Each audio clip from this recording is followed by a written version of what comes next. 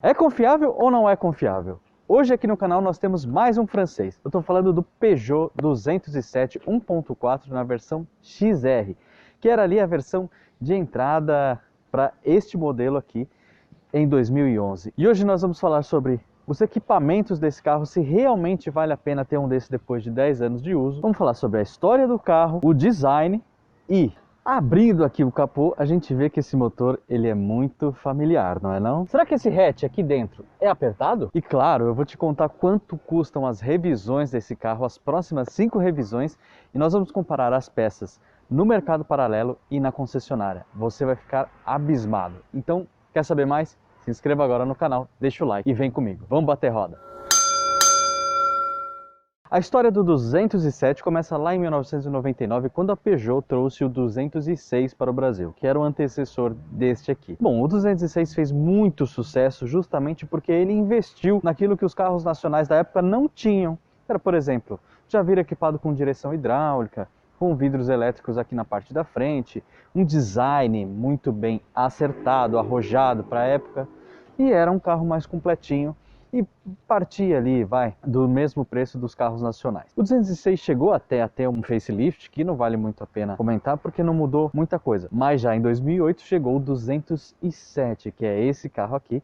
E aí ele já vinha com um farol assim, maior, uma grade, um sorrisão mais largo, né? Parece até a boca do Coringa, bem compridão essa grade aqui. E aí ele veio já com lanternas também diferentes, daqui a pouco eu mostro para você. Só que na época o 207 XR já era considerado ali a versão intermediária, porque a Peugeot continuou a vender o 206 como o carro de entrada da marca, ou seja, é mais ou menos o que a Chevrolet faz hoje com o Onix.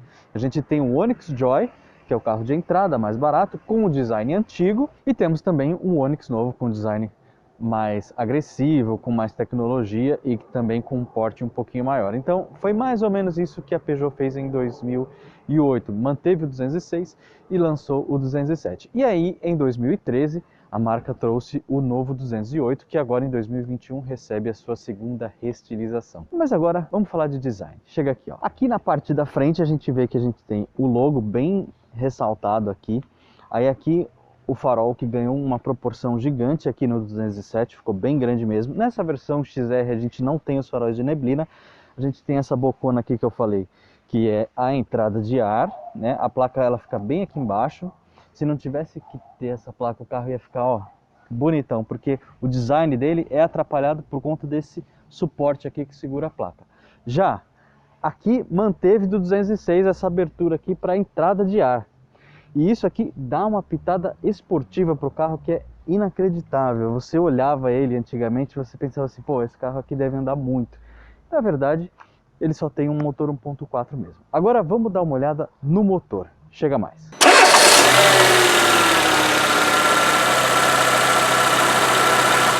Abrindo aqui o capô, a gente vê que esse motor ele é muito familiar, não é não? Você que conhece aqui e está inscrito aqui no canal já sabe que eu testei o Citroën C3 2011 também com motor 1.4 aspirado. E é exatamente esse motor.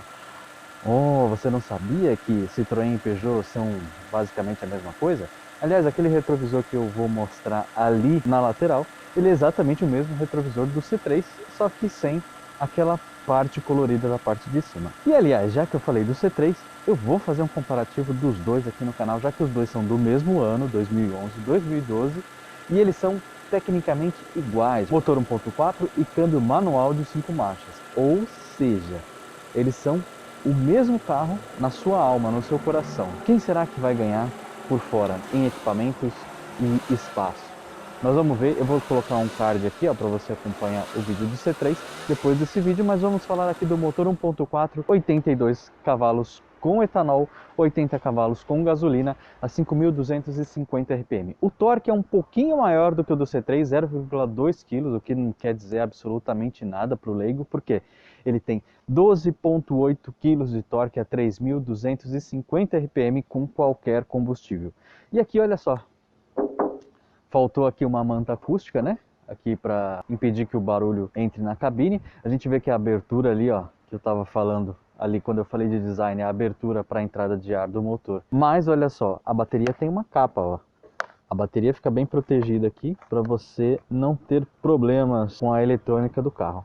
E aqui eu também quero ressaltar aqui no ponto, esse pontinho vermelhinho aqui, essa tampinha vermelha, é justamente para você fazer aí o abastecimento do tanquinho de partida a frio. Esse carro não tinha essas tecnologias de esquentar o combustível, esquentar o etanol antes de dar a partida, então esse carro aqui precisa ser abastecido com gasolina nesse tanquinho aqui. Nos dias frios agora, principalmente, você está vendo que eu estou de blusa, ele é muito bem utilizado esse tanquinho aqui. Lembrando que agora que falamos de motor, depois eu vou falar para você quanto custa para fazer as revisões, quanto custa o óleo desse carro aqui. Eu já cotei e você vai ficar surpreso com o preço cobrado na concessionária. Dá para comprar 3 vezes a mesma cesta de peças no mercado paralelo. E aqui na lateral a gente vê que a gente tem rodas de aço, não são de liga leve, a gente vê aqui que tem a calota, e os pneus são 18565, também raio 14. E aqui na lateral a gente vê que a gente tem, ó, repetidores de seta aqui na lateral, que não acompanham o retrovisor. E o retrovisor, ele tem aqui essa gracinha aqui, né, de acompanhar a cor da carroceria do veículo só na parte de cima, o resto é preto.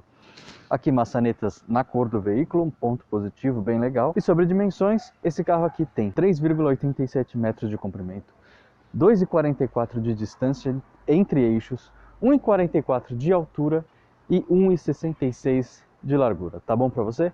Agora vamos ver o porta-malas? Vamos ver se realmente é bacana esse porta-malas aqui. Chega mais. Já aqui na parte de trás, ó, a lanterna é nova em relação ao 206, obviamente, né?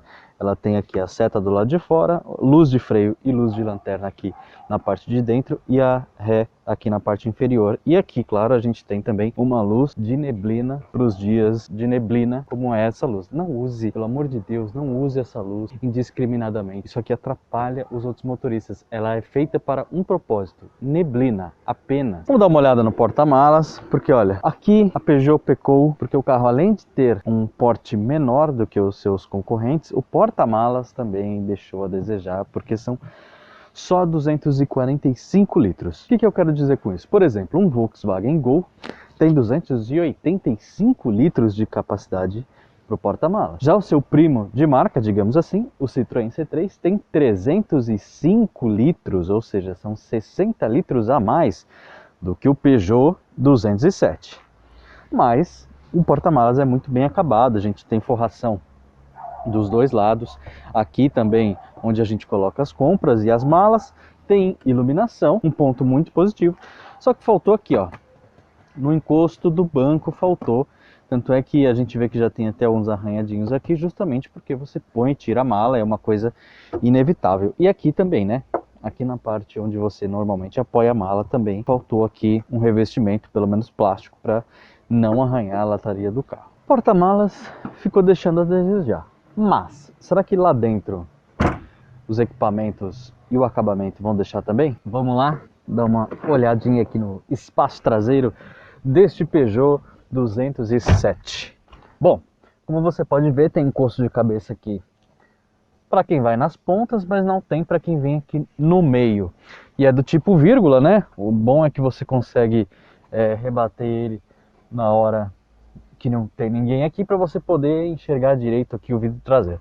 Muito bom. Mas ó, eu já consigo aqui te passar que a minha impressão é de que quando eu testei lá o C3, são marcas irmãs aí, Peugeot e Citroën, ou seja, elas compartilham várias peças dentro do carro, fora do carro, o conjunto motriz também, motor e câmbio, é a mesma coisa. Então assim, e eles têm praticamente aí o mesmo preço hoje no mercado de usados. Então, para a gente fazer essa comparação, até para você entender um pouquinho como é que está situado aí esse Peugeot 207, eu posso dizer que aqui, ó, o acabamento é muito bom, né? Daqui a pouco eu vou mostrar direitinho aqui cada detalhe, mas como o Citroën C3 ele tem aquele formato de bolha, ele dá um pouquinho mais de espaço, de sensação de espaço para a cabeça, e claro, ele também dá um pouco mais de sensação de espaço para as pernas aqui, justamente porque o entre-eixos do C3 é 2 centímetros maior do que o do 207.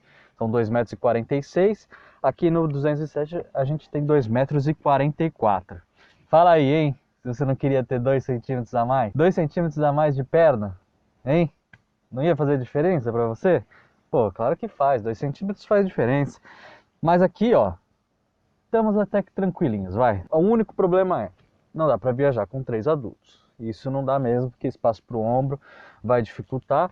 Aqui eu vou mostrar, ó, o túnel central, ele é grande, deve ter uns 5 palmos aqui, ó, uns 5 dedos, aliás, 5 palmos aí é uma lombada, ó.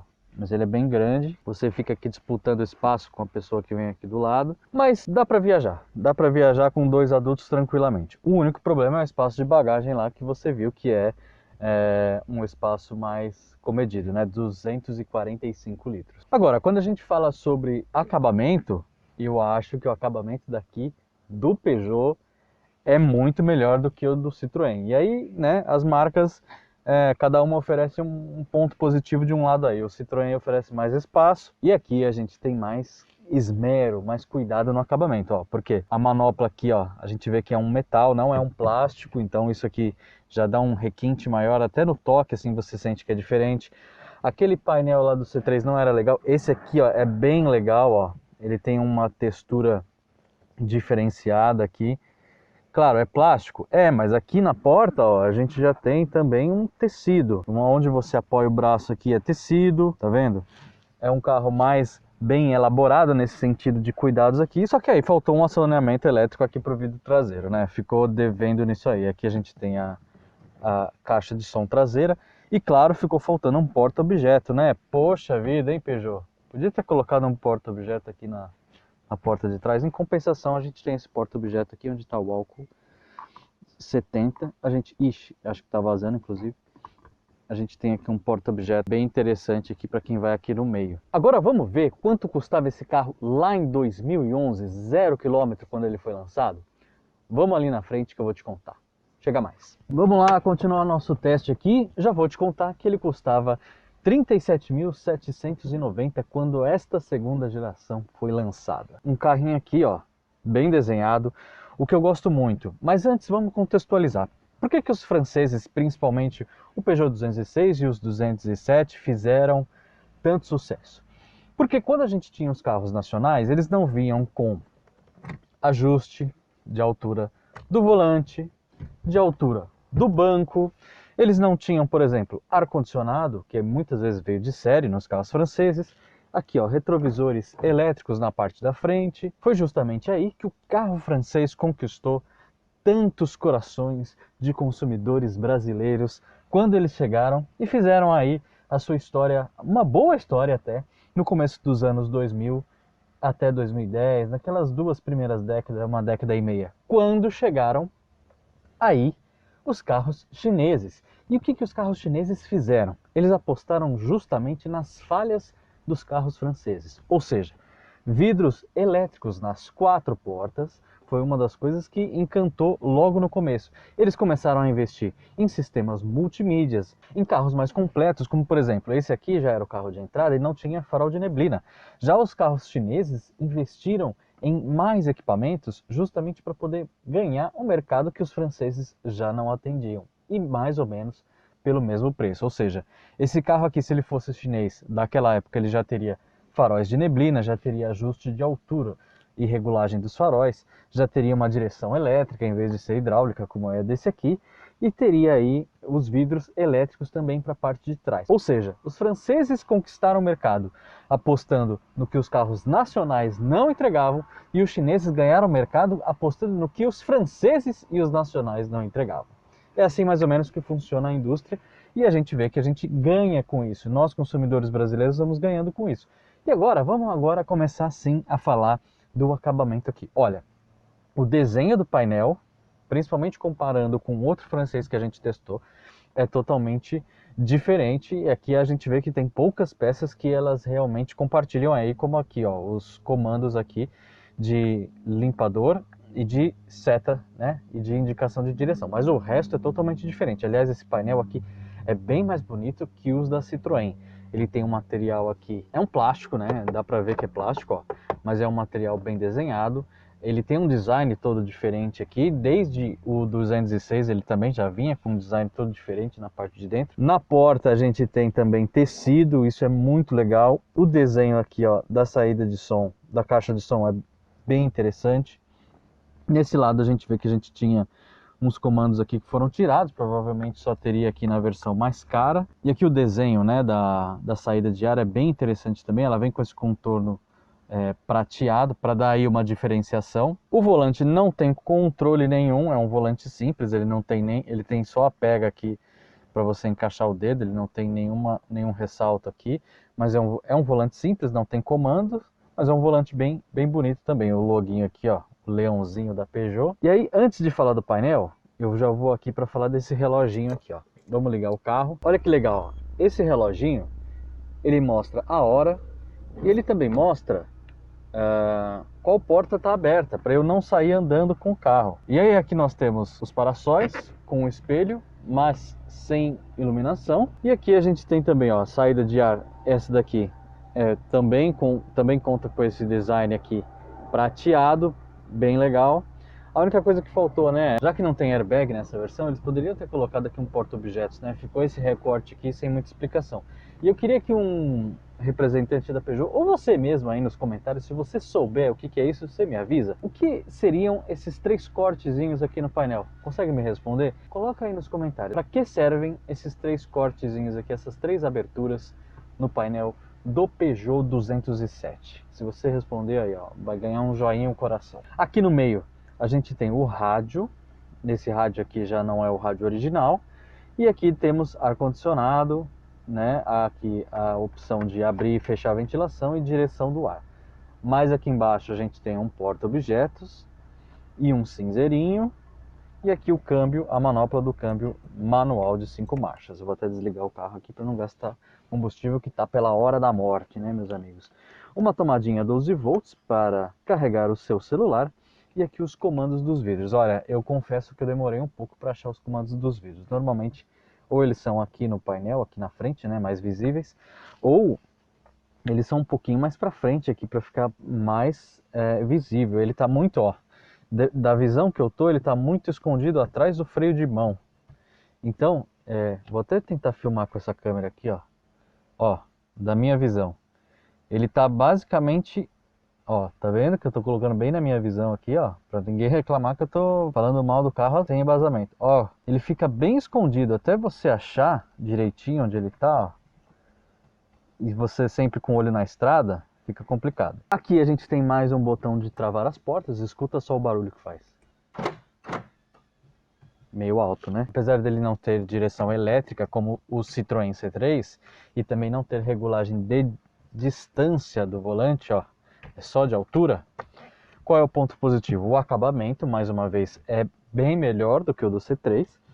E aqui no meio a gente não tem nenhuma amostra de carpete, né? Eles colocaram um console aqui entre os bancos bem legal. Ele é mais bem acabado do que os nacionais. Curioso é essa alavanca aqui para você, ó, ajustar a altura do banco.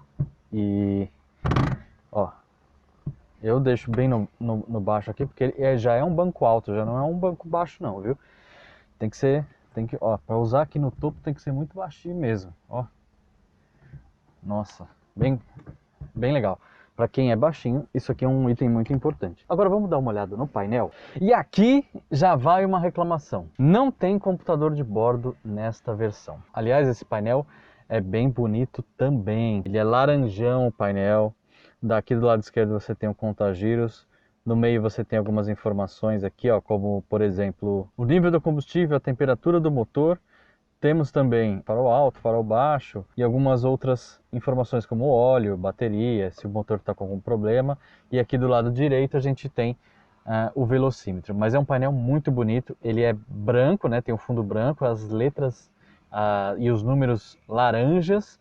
E aqui tem uma pequena telinha aqui no centro que tem aqui a opção de você só fazer trip A. Não tem computador de bordo, não tem como medir o consumo instantâneo, não tem como medir o consumo médio, não tem nenhuma informação, não tem computador de bordo. O que é um baita de um pecado para um carro que custava 37 mil quando foi lançado. E daqui a pouco eu vou te contar quanto que ele está valendo hoje, atualmente no mercado nacional. É uma coisa que, poxa vida, né? O Citroën C3 tinha... Alguns outros carros chineses que começaram a ser lançados naquela época também tinham, e esse aqui não vinha com computador de bordo. Poxa vida, carro de 2011 sem computador de bordo, uma falha grave. Ou seja, é um interior que te envolve, que te agrada, justamente porque ele ditou tendências, bem francês, né? Bem desenhado, mas faltou o computador de bordo. Agora vamos andar? Bom, agora que estamos só nós aqui no carro, vamos fazer aqui um videozinho, um pedacinho sem máscara, né? Já que estamos com o vidro fechado. Bom, antes de eu começar a te falar sobre o desempenho dele, eu quero te convidar para ficar até o final do vídeo, porque nós vamos falar também sobre a cesta de peça e as revisões, para você saber se vale a pena ter um carro desse e se vale a pena esse francês aqui, se ele é confiável mesmo e se as peças são muito caras ou não para mantê-lo até, sei lá, os 100 mil quilômetros. Esse aqui está com 60 mil quilômetros, como a gente viu quando eu estava ali explicando o painel. E assim, está com uma quilometragem muito baixa para um carro com 10 anos de uso. Então eu vou te contar mais no final do vídeo. E aí, para contextualizar ele um pouco mais, eu vou falar sobre consumo de combustível antes de falar do desempenho e de como é dirigido. Porque o consumo de combustível ele pode ser um pouquinho ruim, bem ruim com etanol na cidade, porque a média dele é de 6,8 km por litro com etanol em perímetro urbano, e com gasolina chega a 10,6. Mas nas rodovias é onde você pode ter aí um melhor benefício com esse carro, porque ele faz 8,7 km por litro com etanol, ele não vai muito bem com etanol, mas com gasolina ele faz 13,7.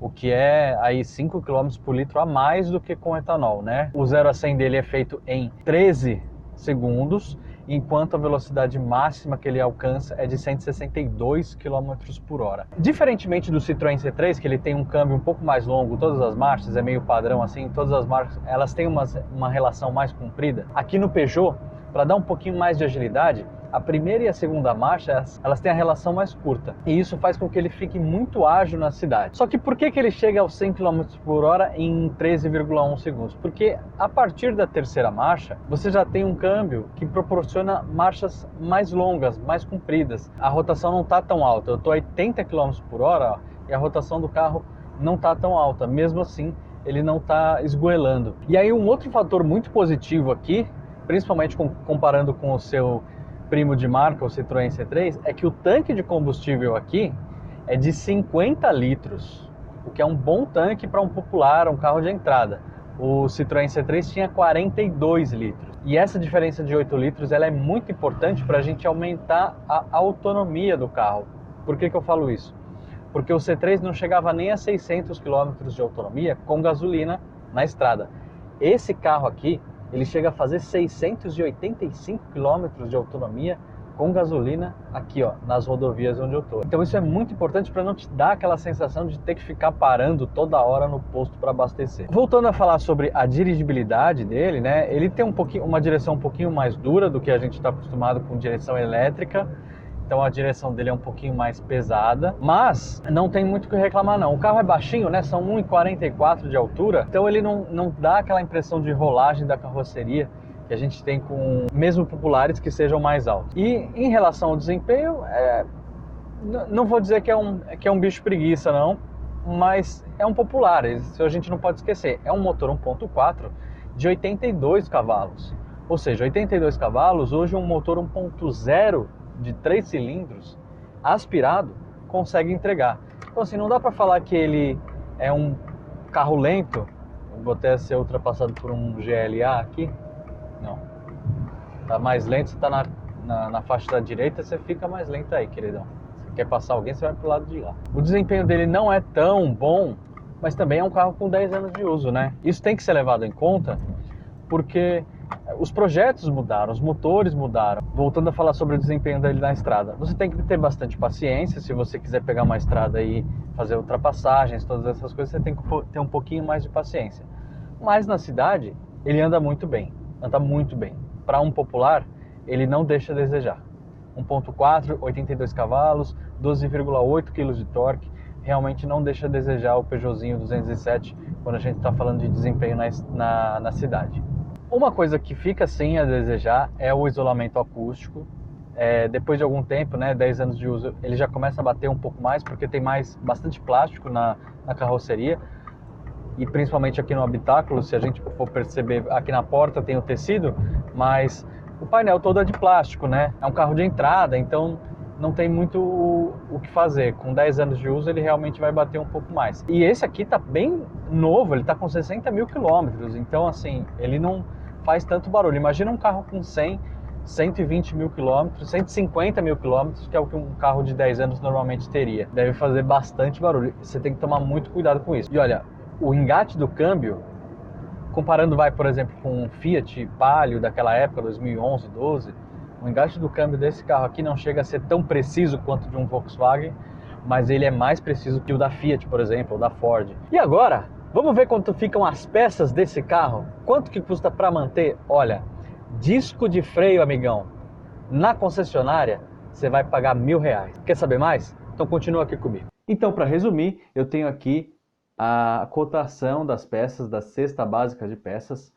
do Peugeot 207. E aqui a gente vê que, fazendo uma comparação rápida aqui com o mercado paralelo, a gente já consegue ver qual que é o mais barato e qual que é o mais caro. Então vamos lá.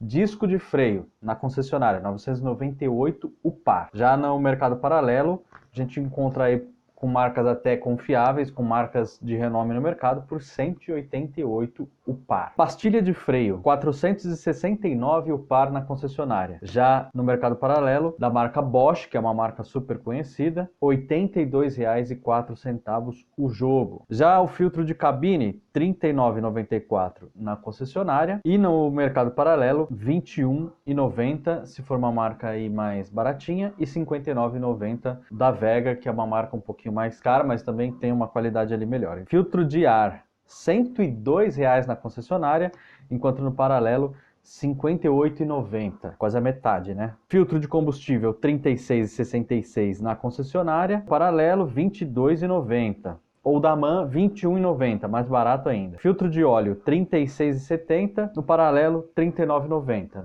Tá ali. E o óleo é que eu fiquei surpreso, que é o da Total, que é o indicado pela Peugeot. Na concessionária tá R$ 28,00 o litro, e aqui no mercado paralelo tá R$ 37,90, que é o óleo 10W40. Já os amortecedores dianteiros demoram de 5 a 7 dias para chegar na concessionária. Tem que encomendar, enquanto no mercado paralelo a gente já tem algumas opções. Na concessionária, os amortecedores dianteiros, cada um sai por R$ 580,00. Já os amortecedores dianteiros no mercado paralelo, eu vou até pegar o mais caro, que é o da Cofap. Vamos fazer a conta, só para você ter noção. Ó, essa cesta de peças na concessionária sai por... É absurda a diferença na concessionária. Absurda a cesta de peças na Peugeot.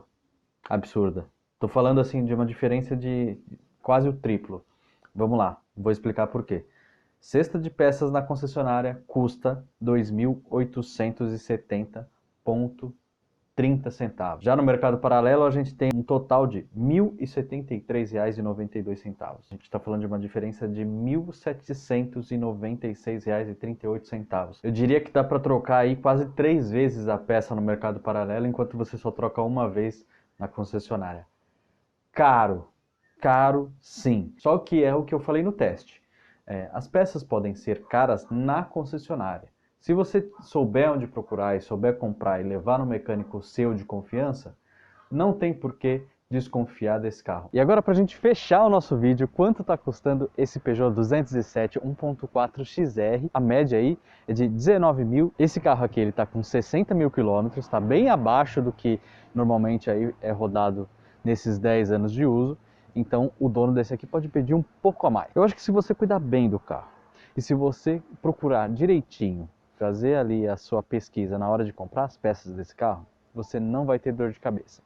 E uma coisa muito legal, ele é bem equipado, ele vem com vidro na dianteira, vem com ar-condicionado, direção hidráulica, coisa que você não encontrava nos mesmos carros nacionais naquela época. Então, eu acho que valeria sim dar uma olhadinha num Peugeot 207 inteirinho com baixa quilometragem, se você quiser ter um desse na garagem. E aí, gostou do vídeo? Então se inscreva agora no canal. Aqui no nosso bate-roda, semana que vem a gente vai bater mais roda aqui com o comparativo entre este Peugeot 207 e o Citroën C3, ambos de 2011, com motor 1.4 e câmbio manual de 5 marchas. E eu te aguardo na semana que vem. Deixa o like e a gente se vê lá. Tchau!